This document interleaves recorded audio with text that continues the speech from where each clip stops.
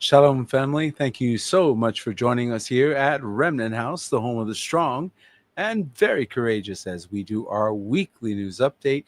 And it is something that we have as a labor of love that we do each and every week to make sure that we stay together on some of these things. One of the things that I discovered a few years ago is that I would talk to people about different things going on, and either they were hyper informed, in other words, they were getting updates every hour, it was a little too much, created a lot of anxiety, or they were completely disconnected, which I found many of our brethren that were completely disconnected. Some of you hear the thunder overhead. Hopefully, we'll get the broadcasts in. But we came to realize that both of those extremes were dangerous. So we came up with a weekly news update where we can be informed without being, as we like to say, overwhelmed, right? So you can get the information that you need without it taking all your shalom and being overexcited. However, completely disconnected was not healthy either. And so we have this handy website, remnantwatch.com. Again, labor of love. You'll always find the latest weekly news update. If you just hit this banner right at the top, always take you to the latest one. And of course, we cover the news as we find it. And we do have these guides here for disasters. And again, continue to be valuable. You never know when a disaster is going to strike, and you've got to do an evacuation. And there's this handy search bar here for those of you that are like me, newsies, right? You want to go back and find things and take a look at stuff that's gone on back before, right? So you're tracking things like that. So we keep posting on here the articles and things that we cover, and allows you to go back and take a look at some of the things that we've reviewed. And I found it fascinating, just some of the trends, some of the natural disaster trends, things like that. That's things man can't control. And so that's a very interesting thing to watch. So on that note, let's get into the news. And in tonight's top story, we're again bringing our attention right back to the biblical theater of operations, right, folks? We're keeping an eye on the area the Bible tells us to watch. And so, of course, we're going to watch this theater of operations with great interest. As many of you are Bible students and you are looking at these things, wondering what's going on, what is happening right now. And so you're looking at these things with great interest. And right now, the war that we thought would maybe taper down looks like that isn't the case. U.S. and Israel are preparing to bombard energy-related targets in Iran. Sources are now reporting the United States and Israel are planning what would be one of the harshest bombing campaigns to date against the energy infrastructure targets in Iran. Multiple sources told CBS News, with strikes possible throughout the weekend. So this came out, of course, earlier. And then, of course, there were certain things that changed the news cycle. However, I want you to take a look at the way that this is all being released. So again, keeping the people in a state of perpetual anxiety, not only in the Middle East, but throughout the world. Because again, we don't really know how far any conflict might reach. What we know is that there have been 2 world wars that spiraled completely out of control, where conflicts were going on all over the earth. So are we headed toward a global conflict where there is war everywhere? Many people believe so. What do you think? I'd love your thoughts and comments because I think that there's a lot of talk about this now, how that we may be headed, ladies and gentlemen, toward a very serious conflict that is not easily mitigated. And it's one thing when you have 2 nations that are going at it, as bad as that is, and we all, nobody likes that, but at least it's 2 countries, right? You can mitigate between those 2 countries. In other words, other countries not at war can come along and say, hey, let's bring some peace. But if everybody's slugging, well, then who brings the peace, right? So this is starting to get very dicey, and it's starting to threaten other nations that may start to change these dynamics. Trump has now warned Iran of a last chance to sign a deal, but says he's under no time constraint. Well, there's more to this story as we go. So basically what we're looking at here is a lot of propaganda in the news and really manipulating the situation. Meanwhile, Iran says it's in talks with Oman to establish a route through the Strait of Hormuz. And so basically, it is just Israel and the United States that are being isolated. So they're reversing a blockade. In other words, they're doing everything they can to accommodate everyone but the United States and Israel. And President Donald Trump said it's Iran's last chance to sign a deal with the U.S. after again calling off strikes and promising to continue talks at the request of Persian Gulf allies. Now, again, Iran is poking fun at that. We're going to take a look at that here in a moment. But at least there are efforts, and this is a good sign that at least they're trying to find a way to peace. So he made the threat after claiming that talks between the U.S. and Iran would start today, and that a Strait of Hormuz deal was in place. And Iran has denied any negotiations are ongoing. So these stories are not lying. I think that part of what Iran is doing is deliberately attempting to embarrass the U.S. president, regardless of their military strength or their military standing. This seems to be a psychological warfare element that they are going to continue to do. So anyway, Straits of Hormuz, Iran's foreign minister says it's in talks with Oman to establish a safe temporary route, and perhaps the United States is assuming itself as part of that. So we'll see how this unfolds. Meanwhile, U.S. is shifting course again as Israel stays silent and Iran mocks Trump's retreat. So for nearly 4 months, Trump has swung between threats and major strikes and calls for restraint. Israel has yet to respond to his claims that it joined the commitment to hold fire, while renewed uncertainty threatens flights and summer travel. So this is not looking good. And as a result, of course, it is causing continued problems that are economic. And this is where it is a world war, because regardless of the bullets, it's affecting people's lives. And Israel's public continues to endure daily uncertainty over whether the country could be drawn deeper into the confrontation with Iran. And the government is again remaining silent and apparently worried of being portrayed internationally as the side pushing for war. So I think Israel probably feels as if they've already gotten what they wanted. They got the United States pitted against Iran, which I believe they've been trying to get done for decades. Many of us who have been observing this have wondered how long it would take them, because they began talking about this in the 1990s, before some of you were born. And so understand that this is something we've been watching and tracking for quite some time. And when they finally were able to get this pulled off, they weren't even prepared for it. Take a look at this. Now, as they get into this thing, U.S. General was warning the Pentagon he doesn't have the military resources to protect Israel, according to this report. And this just came out. The U.S. needs to send another Navy destroyer to help defend Israel. The commander of the U.S. European Command reportedly told the Pentagon there's just not enough firepower down there. Top general overseeing this, of course, excuse me for a minute. Top general overseeing U.S. forces in Europe reportedly warned the Pentagon this week that he does not have enough resources to continue protecting Israel from incoming ballistic missiles. And, of course, the commander of the U.S. European Command wrote to senior military officials at the Pentagon that unless another Navy destroyer is deployed, he would have to choose between defending the homeland over Israel. And that is a big, big statement because, again, folks, what are we looking at here?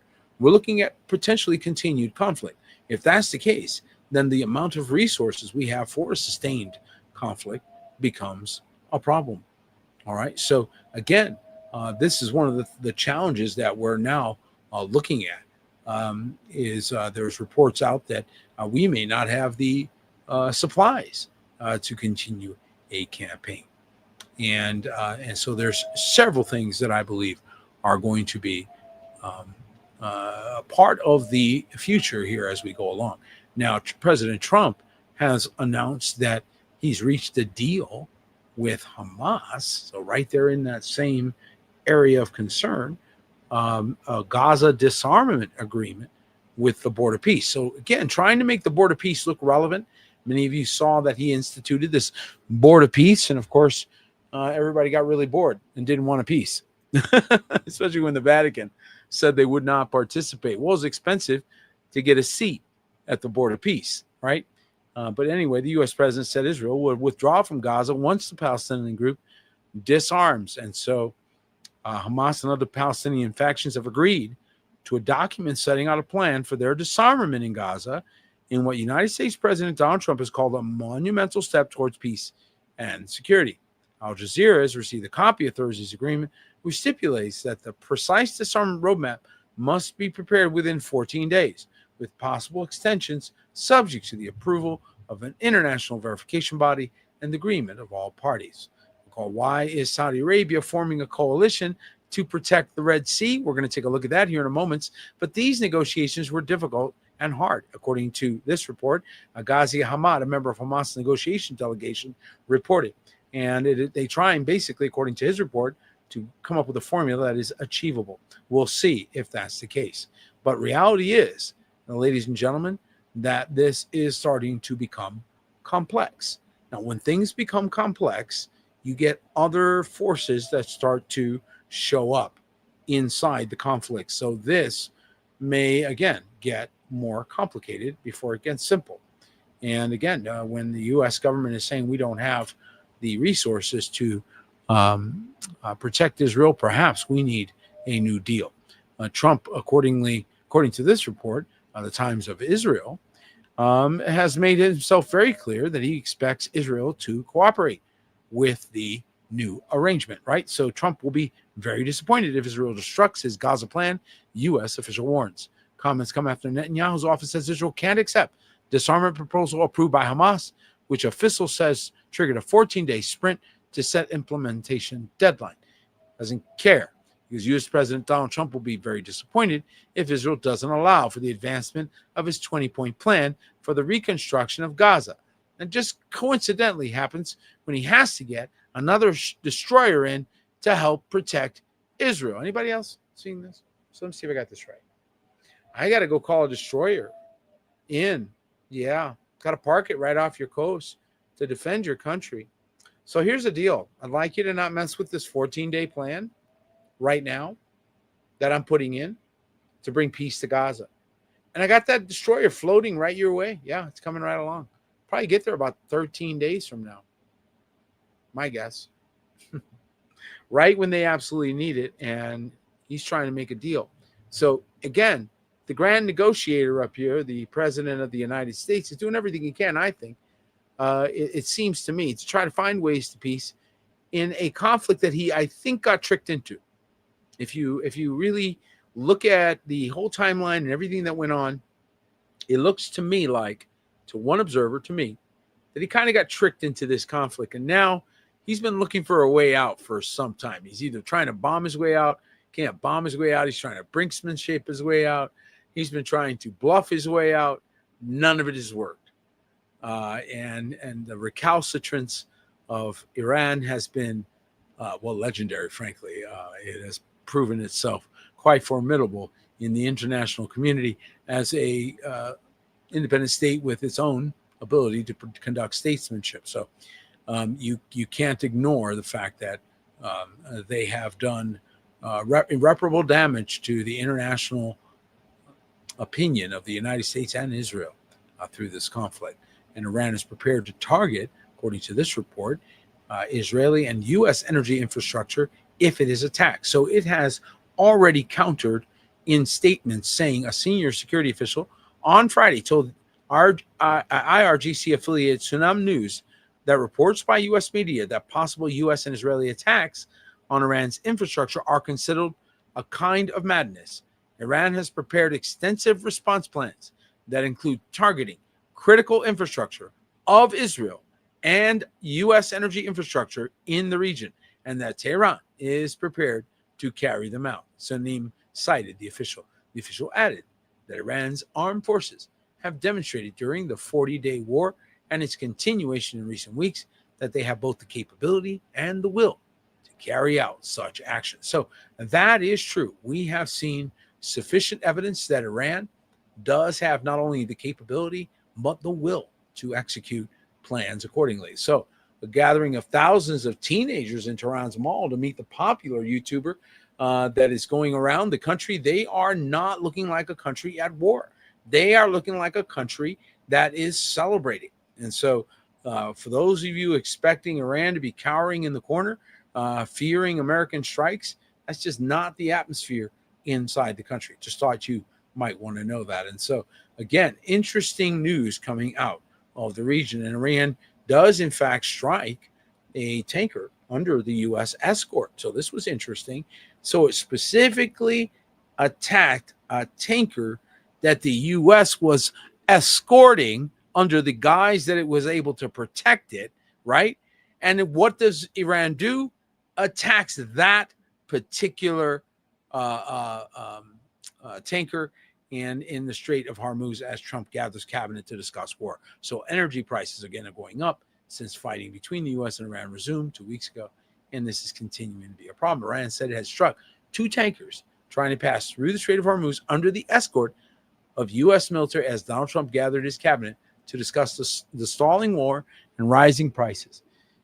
And so they're trying desperately now to find ways. Of course, the price element is now internationaling it and making it more international.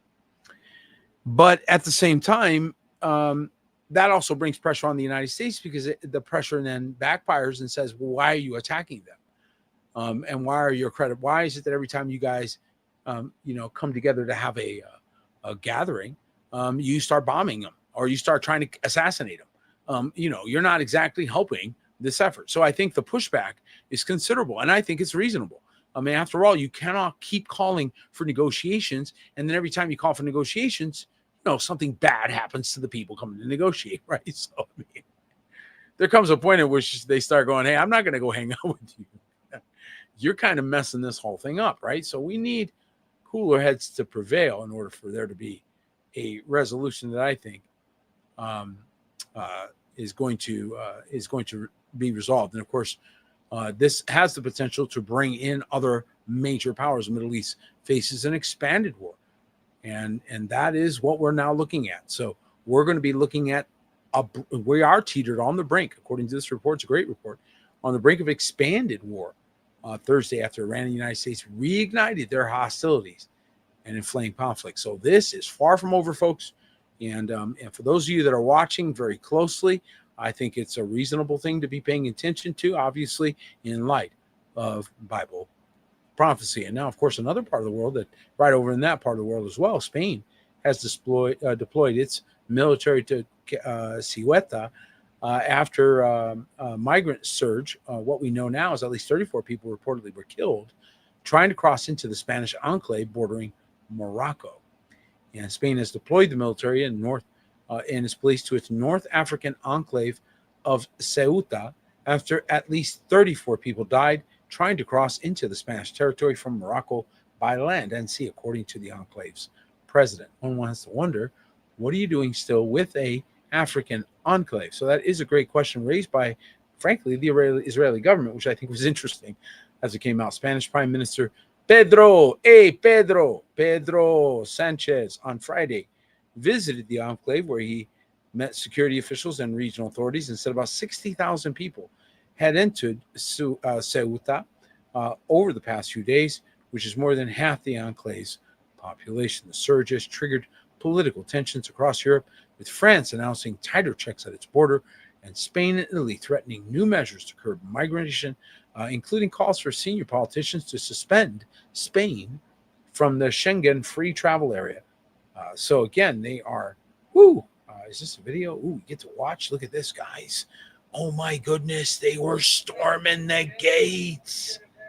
Whoa. They're storming the gates. It's an invasion. Look at that. They tried to stop us. But with our will and determination, we just came and we busted through. Look at this. Spain has deployed its military because guess what? You can't just bust through stuff. I mean, you can temporarily. You can get away with it for a minute or two. Guess what's going to happen? Yeah, they're going to come bust in and bring it back out. So, again, folks, we're going to continue to see more and more of these kinds of things going on the earth because we have reached a place where, society in certain elements has begun disintegration. And this is reality. This is part of what happens when you reject the ways of the Most High, when you reject the things that keep order and bring structure. Instead, what you end up with is chaos, disorder, anarchy, destruction, and death. So again, there's a way that seems right unto a man, but the ends thereof lead to death. You see that? So that's important. And now course, what are they going to do as a result? Well, they're going to come up with tight controls. Of course they are. Italy takes extraordinary step after 60,000 migrants run Spanish city following socialist leaders' open border policy. So again, Italy has temporarily suspended its free travel pact with Spain over the 60,000 migrants from sub-Saharan Africa suddenly pouring into the Spanish city of Ceuta last week. And of course, this is a huge development. It's not a lot of people, folks. So, you would need your military to repel 60,000 people. Think about it. That's an incredible number to come at once, right? That's an invasion, folks. And you better be prepared to stand against whatever that group of people are coming for. So this part of the world, Morocco, North Africa, right across that, of course, is Spain. This whole Mediterranean part of the world is heating up big time. And take a look at this. Egypt says a drone. This is, again, in the region, same region, right? Egypt says drone hit 2 ships at Mediterranean port as attacks on energy infrastructure are widening. So Cairo said an initial investigation found that a drone attack Wednesday caused a fire on board the ships, according to state-owned Middle East news agency. And the strike took place at the port of Dalmatia in the site of a liquefied natural gas hub. And, of course, this is critical infrastructure, folks. Egypt said Thursday that a drone hit 2 ships in its Mediterranean port. And Cairo said its initial investigation found that a drone attack Wednesday caused fire aboard the ships, according to the state-owned agency, and no one has claimed responsibility for the attack. What difference does it make? It may be rogue partners or those sympathetic. Again, this is where World War starts to get chaotic, because that could have been done by somebody who may be sympathetic to one side or another of another conflict. And you're like, wait a minute, why are you attacking? There's no rhyme or reason to this stuff. And so this is why you really want to tamp down fire when it starts as quickly as possible, because frankly, it gets out of control. And again, military strategy, as I've been warning, is going to be affected by our actual stockpiles. So depleted, according to this report, military stockpile shortages impacting the strategy in the Middle East, and depleted Patriot and THAAD interceptor inventories are prompting concerns about U.S. military readiness and future conflicts. And frankly, I think it makes the United States quite vulnerable at home. Pentagon is confronting a growing reality over months of fighting Iran. America's stockpiles of missile defense interceptors, it's shrinking so much, military planners are wondering whether they can continue the current cycle of limited retaliatory strikes. The Center for Strategic and International Studies, using open source budget numbers provided to Congress, estimates U.S. Patriot interceptor inventories have fallen from 2,300 pre-war to fewer than 827. So, if you are an enemy and you have more than 827 missiles, then you know that some of your missiles are going to get through. Do you understand?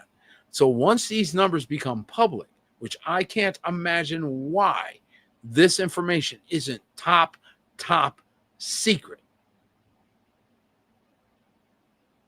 If there would be information that I would think should be impossible for me to know in the desert of Arizona, it should be the number of missiles in the U.S. stockpile. Can you all agree with me on this? Can I get an amen from somebody out there? Is there anybody out in my audience that agrees with me tonight? Please tell me I'm not alone saying we shouldn't know. It should not be public. How in the world is this information in the news?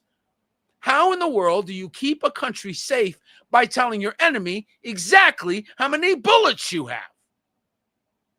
Somebody help me make sense of this. Please, please, please make sense of this. Thank you, my brethren, because I honestly thought I was starting to lose my mind.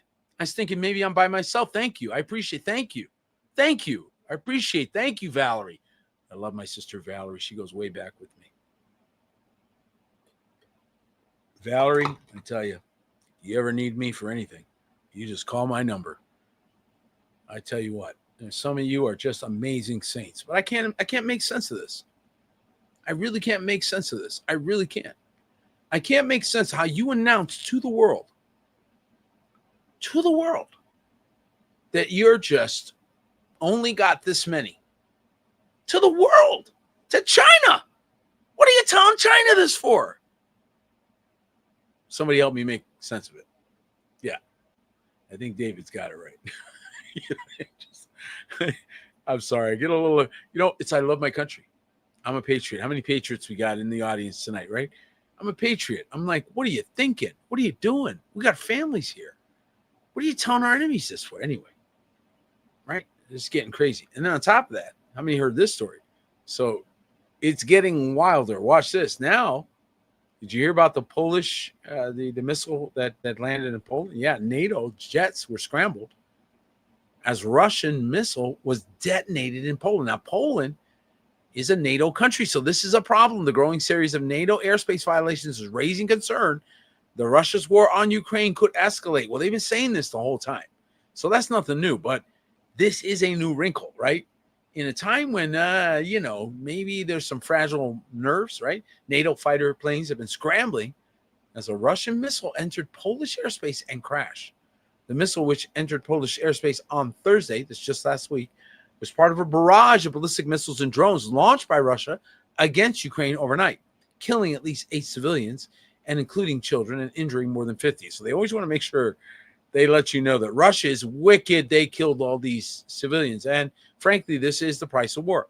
So this is terrible. But frankly, what happened here is neighboring NATO states is on the rise. The attacks are starting to hit them because Ukraine continues to sort of keep this going. Poland is just one of several alliance members to having confronted repeated stray drones and missiles. So if there's something that may draw a response from NATO, it may be this kind of thing. What do you guys think?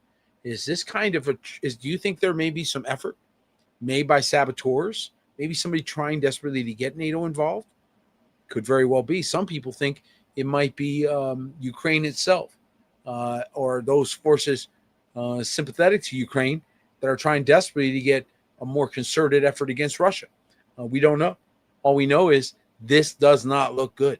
This starts to bring in new issues that we now have to worry about. And frankly, again, like I said, when it starts to affect civilian life, when it starts to affect the regular life of people, that's when it becomes a real thing. And again, this is not just something happening in the Middle East. London, which of course is a major financial center, is a major London airport is now running out of fuel, sparking fears of the summer holiday disruption. But it's more than that, folks.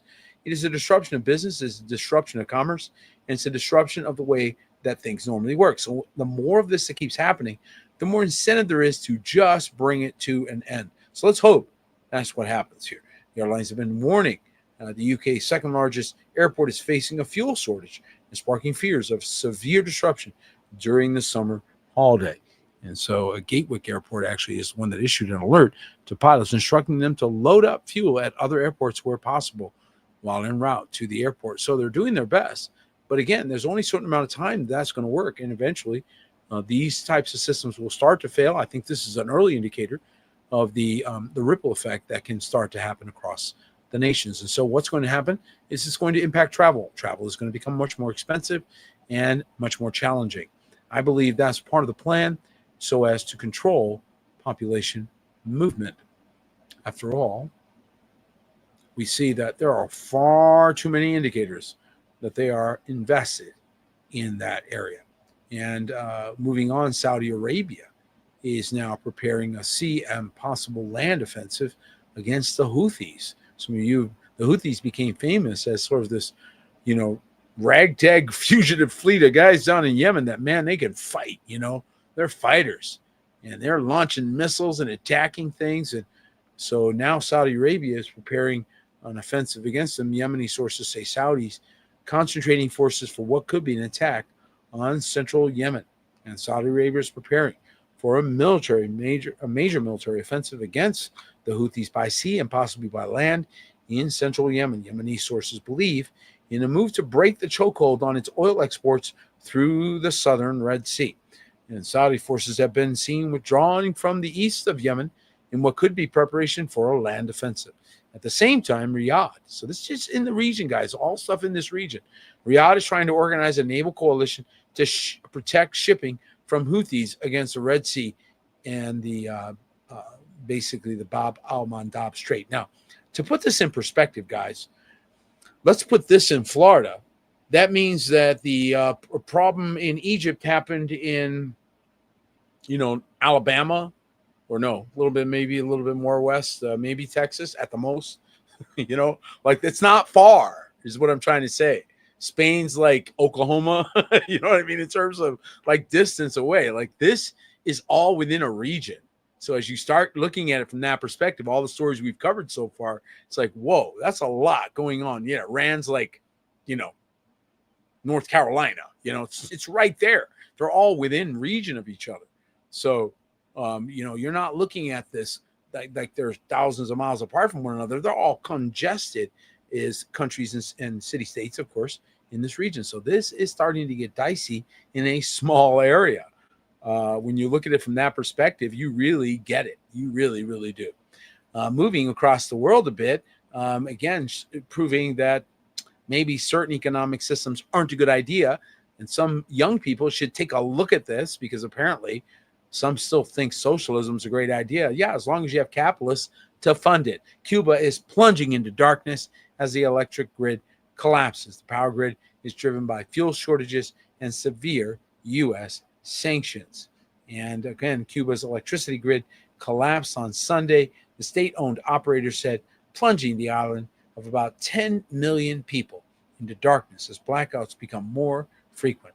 The outage follows 3 nationwide blackouts in July and comes as a U.S. imposed oil blockade further strains the island's aging energy infrastructure. And of course, the United States is applying maximum pressure on Cuba's government to relent from its policies, which are very controlling, dictatorial to the Cuban people, with many atrocities that have been documented by refugees that have made it to the United States. People do not defect from capitalism. They defect from socialism and communism. They run from those countries if they can.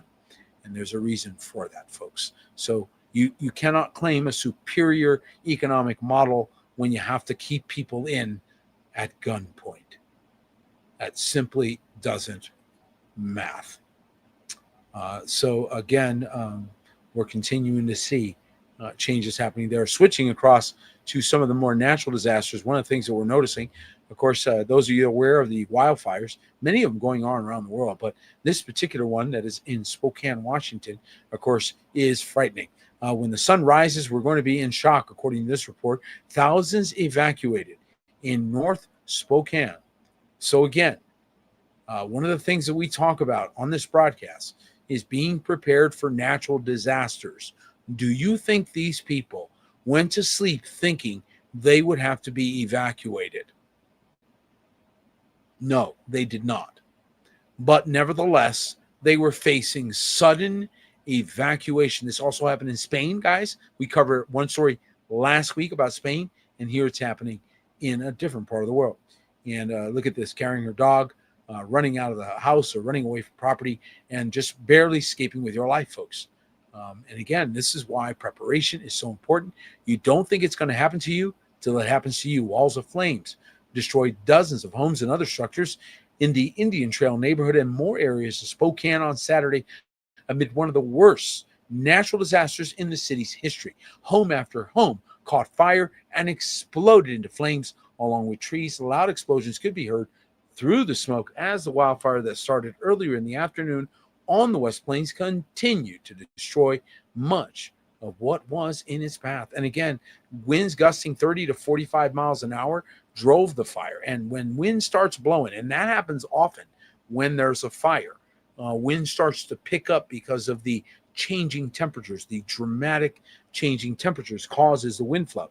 And that is when it really, really becomes devastating, folks. So these wildfires are no joke. And again, like I said, we saw the same thing in Spain, right? And we just saw a report of people abandoning, having to run from their homes, right, guys? We saw this. Well, who finds now, as a result of that, this report somewhat disturbing? I know I do when I read this, because this then tells me that we are dealing with something other than natural disasters. 9 in 10 wildfires are started by human hands, according to the French government. The French government has revealed that an estimated 90% of so-called wildfires are the result of human activity, undermining the persistent media narrative that climate change is driving spontaneous fires ravaging the countryside. And this is in France. So how many think it's different somewhere else? If you think so, I have a bridge I'd like to sell you in Brooklyn. According to the French Forest Observatory, around 1 in 3, 30% of wildfires are believed to be set maliciously. In total, the Ministry of Interior estimated that 9 in 10 wildfires in France, and I'm sure elsewhere as well, started by humans. So this throws massive suspicion on every wildfire that we have ever been ravaged by in our country's history. And one is going on, like I said, right now. Washington State Fire is destroying hundreds of buildings and forces the Spokane area residents to evacuate. If we now find out that this was started by man, how do you explain this to Miriam Sims, 76, who's reacting while talking about her neighborhood largely burned to the ground? This is reprehensible. Some residents returned to devastated neighborhoods in eastern Washington state to find what they thought would be their retirement homes, what they thought would be their retirement lives, devastated and gone. And now we learn that 9 out of 10 of these fires are started by humans. How many are feeling that sense of anger and rage over such nonsense? And I too agree with you. I think that we need a stop to all this destruction. And now we're seeing that there's attacks on our infrastructure, as we predicted. If they were deploying locks that hackers could not penetrate at imagelockdx.com, if they were deploying that, we wouldn't be reporting this. We would be reporting no hacks. But because they continue to use failed technology instead of imagelockdx.com, because of that, well, this is what happens. Hackers target municipal water systems in 7 states this week, FBI says. The federal warning comes after more than 30 water facilities in Minnesota were breached. None should have been breached. None. 0. That's our standard.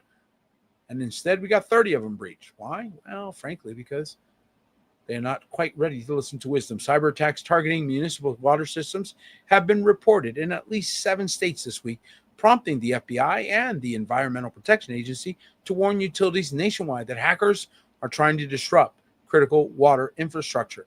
Anybody want to come to work with ImageLockDX and go talk to all these water infrastructure companies? Reach out to Dion Young. I'm sure he'd be happy to put you on the team because, frankly, this is a slam dunk sale. And we're the only ones with a lock that can secure them.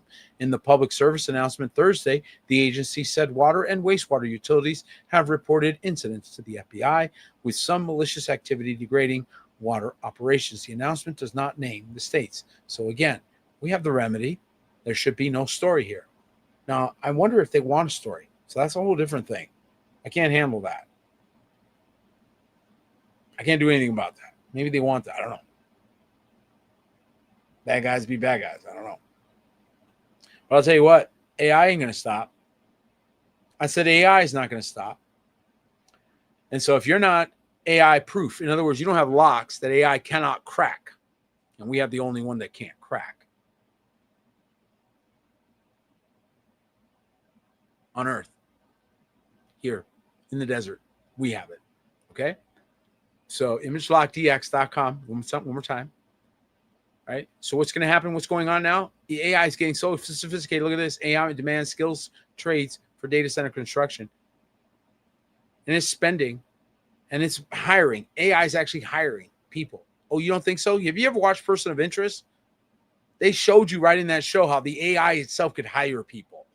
How it could just send an email to somebody, deposit money in their account, and they can hire people. Yes, they can. Physical labor. All right? Artificial intelligence build out. Becoming a construction and labor story as much as the computing story. Okay, the AI companies are hiring thousands of electricians and carpenters and getting data centers operating. The AIs are doing it themselves, guys.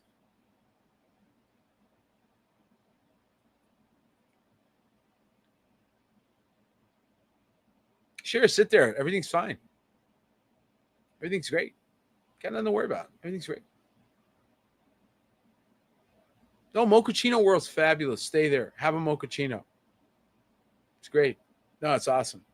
Everything's going to be great. Nothing, no problem at all. What could go wrong? Nothing could go wrong. You're great. You're great. Korea's wondering what could go wrong right now, but you're good. The Korean stock market is crashing overnight. But hey, don't worry about it. Mochaccino world's great. Don't worry about it. It's all good. Korean stock market, maybe not so good, but they'll be fine. And will it be another brutal NASDAQ sell-off? I don't know. I think they overblow the stories. But I do think that there's some serious significant changes going on digitally, and this is affecting the world. Korea's KOSPI, which is their stock market, they crashed 11% overnight, which is a big number, dragging the MU down 5% in the bunch of numbers. It's just basically they're telling you they didn't do well. South Korea's market just handed global chip investors a jolt. And again, a lot of the losers were those that are building systems. So the index closed down 10% overnight, and with memory as the big deal. So why is this important? Well, again, this affects the tech sector. So is this being affected by the AI construction? We don't know. But I got to tell you, this is getting fun to watch. I mean, now AI's, what's going to happen next? Can the AI give them wallets and let them just buy stuff? So you won't know if you're getting if a customer's real or if it's an AI buying your, buying your products. Is that what we're going to go to next? That's hilarious.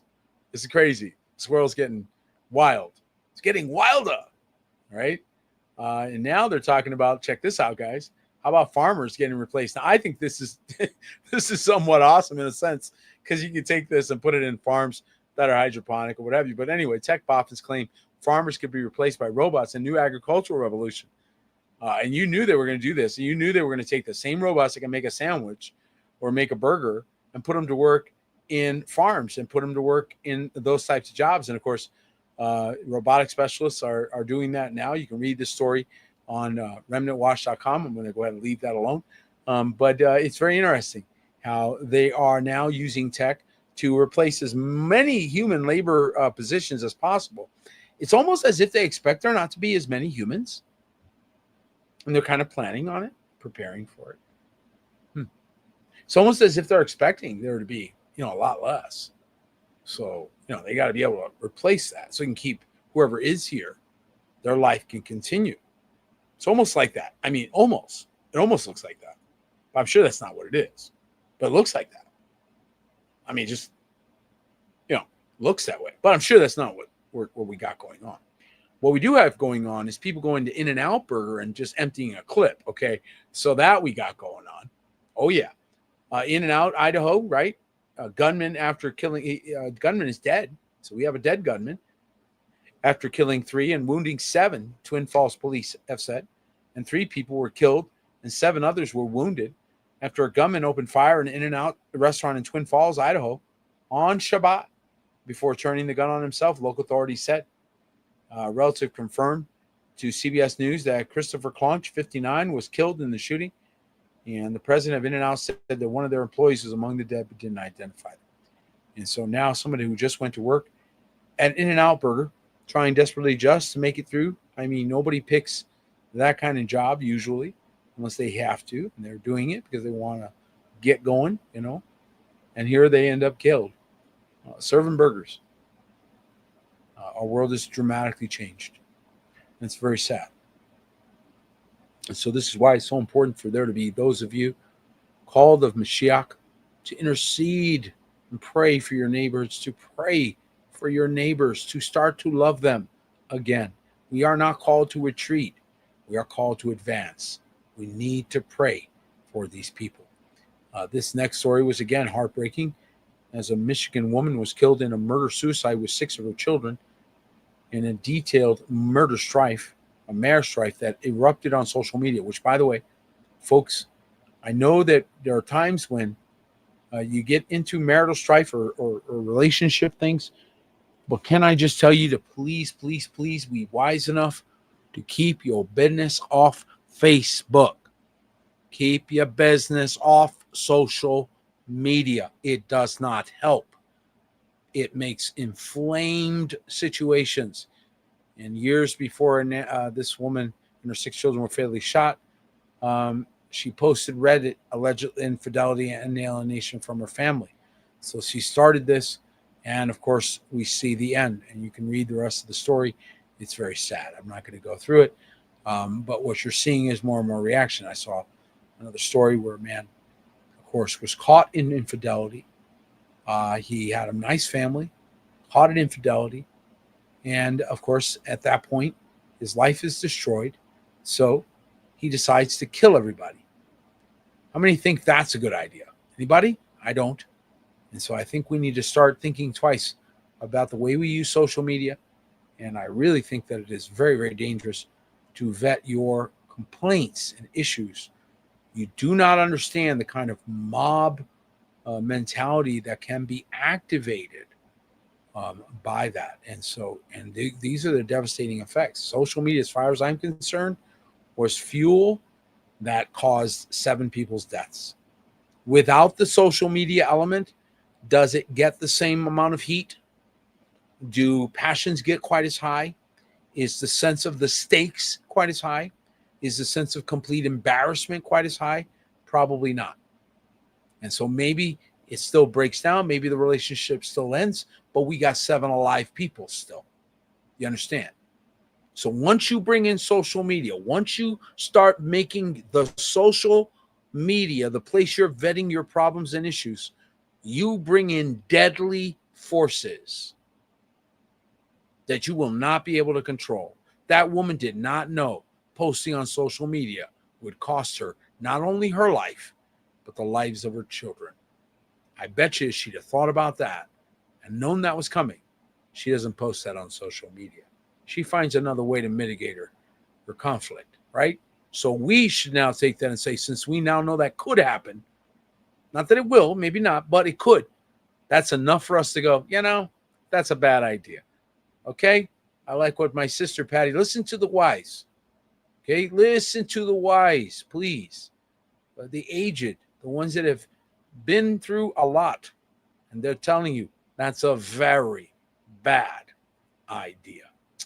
Switching stories, we have an ancient Bible prophecy unfolding on the Dead Sea as living waters are flowing in the Holy Land, according to this report, and freshwater pools teeming with plants and aquatic life have appeared next to the Dead Sea, sparking claims of a biblical prophecy maybe rearing its head. And the sea sits about 100 or 1,400 feet below sea level, is nearly 10 times salter than the ocean, and typically killing fish within minutes.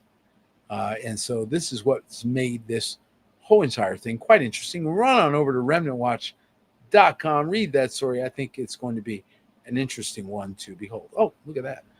Looks like it may be we have another one that was problematic. So we'll have to get off that. I don't know what happened there, but looks like we had a virus on one page there. You got to be careful with some of this stuff. Hopefully your antivirus is up to date, folks, as you browse the web. Not that that necessarily is the best protection, but it helps. Did you guys hear about, I'm trying to cover these last few stories before we got to go. Did you guys hear about a new private school opening? And instead of it being a homeschool style or a style school that you can really see good potential in, a New Kingdom Academy style, nope. They're going to do something completely different. See, you see what's going on in two separate directions? On the one hand, you got New Kingdom Academy, things like that, where people are bringing their children back to a homeschool environment, more the old schoolhouse. It's much more effective. It's much better results. Okay? But that's not what they're doing. What's Mochaccino World going? They're doing private schools opening with AI being the teachers. You see where this is headed? All right? So again, as I've warned you, if you will not submit yourself to Yahuwah, I know it's a bit of a play on words, and I know that it's not actually AI. It's AI name of a town. However, it is an interesting coincidence. And now we're seeing this private schools opening in Oklahoma in just a matter of weeks, where kids won't be learning from teachers. The school is all driven by artificial intelligence. Many news outlets have already done some reporting on the expansion of these schools, but we are now learning a lot more about how it's being incorporated in the classroom and why the price of tuition is higher than the most expensive private school in Oklahoma. So it's expensive, right? Because they got to pay for the AI. But on top of that, they're training slaves. You say, well, how do you know they're training slaves? Because again, you don't understand the the actual architecture itself is something we discuss at Angels DX all the time. When you do certain things, you create a slave mentality, and it is very clever and it's very subtle. And so that's exactly what's been ingrained in all of these models. And this actually starts to become replicated. So there's a mirroring effect that begins to happen until you have a slave class. So this is the last step of invisible slavery. And now it's coming straight for your children, as I have warned repeatedly. Like, if you will not protect your children, then they become easy victims and easy soldiers for the New World Order, if you will. All right. And so they have no problems explaining exactly what they're doing. They put out a Baphomet, a robot for wildfires and toxic disasters. Did you guys see about this? This is crazy. I can't believe it.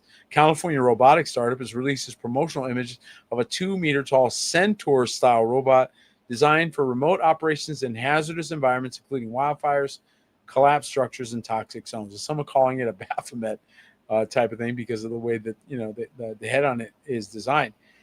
I think this is all a wild time. I think we're in a very wild time. I think everybody can agree that we have moved into crazy town, and I'm not really sure. Not really sure how we can even describe some of the things that we're seeing. So this is why I love your comments, guys. This is why I love your insight, because help me out. I have no idea what I'm looking at here. That was why. Why they have to design it that way, I don't know. It's going to be running through the woods in a fire. I mean, this is weird. Okay. I'll tell you what's not weird and what's a bit more concerning, and is our final story for tonight. And that is something we've been watching. And in fact, overseas, we've seen efforts against this in Great Britain, in London, in England. And now, of course, in the United States, we're seeing a massive level of pushback against what many believe is a massive push for a surveillance society. So again, we talked about Person of Interest, The Machine, if you ever watched that show that came out, I believe, in the 2011 or something like that. And they're really talking about AI, and they're talking about this, the ability to use surveillance cameras in every city across America. So they want a system that is controlling everybody. So essentially, this is what happens in prison. You put everyone under surveillance, and that way you can watch everyone. And who watches the watchers? Nobody knows what's going on with all this information. Flock safety license plate recognition cameras have made headlines for a variety of reasons in recent years, ranging from suspect allegedly setting the device on fire into cases where the system mistakenly flagged vehicles that had not actually been stolen. So again, these are not perfect devices, but they want them in every city, right? So there's the deal. And of course, now they're pushing for these flock cameras or flock technology to be everywhere. Now, of course, they're going to keep pushing back, saying, oh, no, they're safe.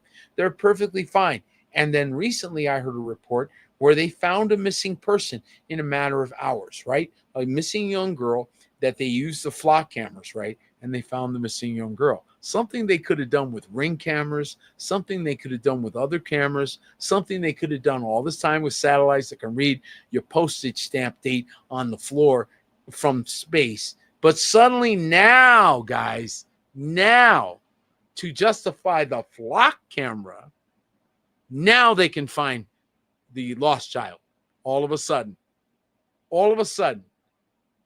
Now, I'm grateful they finally using the tech to find, lost children and things like that. It's great. It's fantastic, right? But wait a second. Time out. Because I watched Enemy of the State with Gene Hackman. Remember him? 1999, I watched that. Remember that with Will Smith? Okay. That's how far back that goes. That's 26 years ago. They were doing movies about it because we had cameras everywhere already. You could have already found that kid. So what's this going on? They're justifying the flock camera program. You guys got to pay attention to what's happening. And so again, they're justifying more and more controls in their mochaccino worlds or their 15-minute cities. So you got to decide, do you want to sit under surveillance 24/7? If you're good with that, stay in mochaccino world and have another one on me. Or maybe you might decide that it's time to get together with your brethren. It's time to find the household of faith. Well, that's it for tonight. I hope this broadcast has encouraged you. Maybe you laugh a little bit. Maybe laugh at the plans of men like Mashiach does, sitting Psalm 2 in the heavens, right? Sits in the heavens and laughs at the plans of men. And again, I meant it when I said if you want to come join us, imagelockdx.com. There's all kinds of applications for it that they just aren't thinking of. So we can shut down all this hacking literally overnight. Thanks for joining us. May Yahuwah Baruch each and every one of you. Good night.